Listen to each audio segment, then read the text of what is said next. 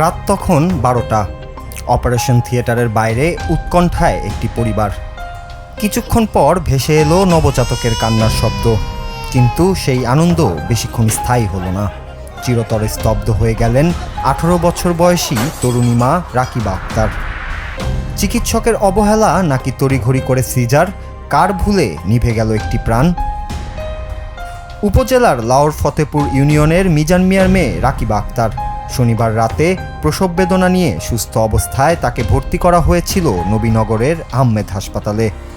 পরিবারের দাবি ছিল স্বাভাবিক প্রসবের, কিন্তু অভিযোগ উঠেছে কোনো পরিস্থিতি মূল্যায়ন না করেই তড়িঘড়ি করে সিজারের সিদ্ধান্ত নেন দায়িত্বরত গাইনি চিকিৎসক ডাক্তার সৈয়দ কামরুজ্জামান।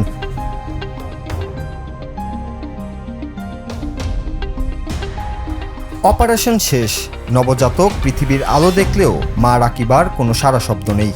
পরিবারের অভিযোগ, ভুল চিকিৎসায় রাকিবার হলেও বিষয়টি গোপন রাখে হাসপাতাল কর্তৃপক্ষ। উল্টো পরিস্থিতি বেগতিক দেখে তড়িঘড়ি করে তাকে কুমিল্লায় স্থানান্তরের নাটক সাজানো হয়। অনুসন্ধানে আরও জানা যায়, ঘটনার পরপরই বিষয়টি ধামাচাপা দিতে রাতের আধারে স্বজনদের সাথে রফাদফা বা সমঝোতার চেষ্টা চালায় হাসপাতাল কর্তৃপক্ষ। আর তাতেই ক্ষোভের আগুন ছড়িয়ে পড়ে স্থানীয়দের মাঝে। আমার মেয়ে কালকে রাতে 11টার দিকে হসপিটাল আনছে আইনসিরা, একটু সামান্য ব্যথা ছিল, তখন পরীক্ষা করছে। পরীক্ষা করে তারা বলছে বাচ্চার মা ওকে কোনো সমস্যা না দিলে ভালো আছে, সিজার নিব। তারা খুব তাড়া করতেছে, তখন সিজার নিছে। নেওয়ার পরে দিয়েছিল আধা ঘন্টা পরে বাবু নিয়ে দিছে।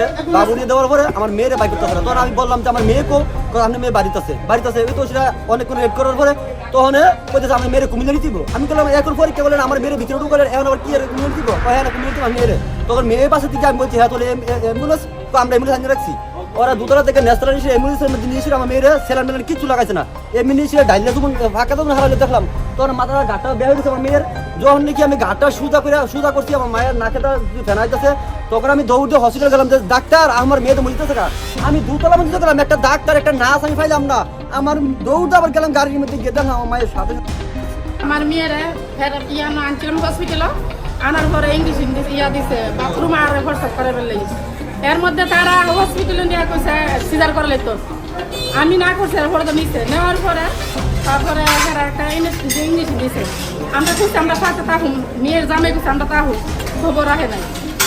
এরপরে হঠাৎ সিস্টারে আর ডাকে ডাক্তারে অক্সিজেনটা এই কথা বলার পরে আমার মনোরঞ্জনী হয়ে গেছে।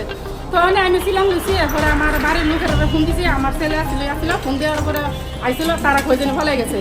রবিবার সকালে সেই পুঞ্জীভূত ক্ষোভ বিস্ফোরিত হয়।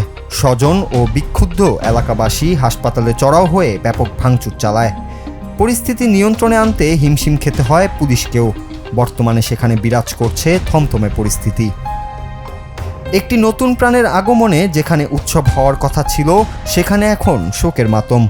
ভুল চিকিৎসা নাকি নিছক দুর্ঘটনা, তা তদন্তেই বেরিয়ে আসবে। তবে রাকিবার এই চলে যাওয়া আবারও প্রশ্ন তুলে দিল বেসরকারি ক্লিনিকগুলো চিকিৎসা সেবার মান ও নৈতিকতা নিয়ে। Bangla TV news desk.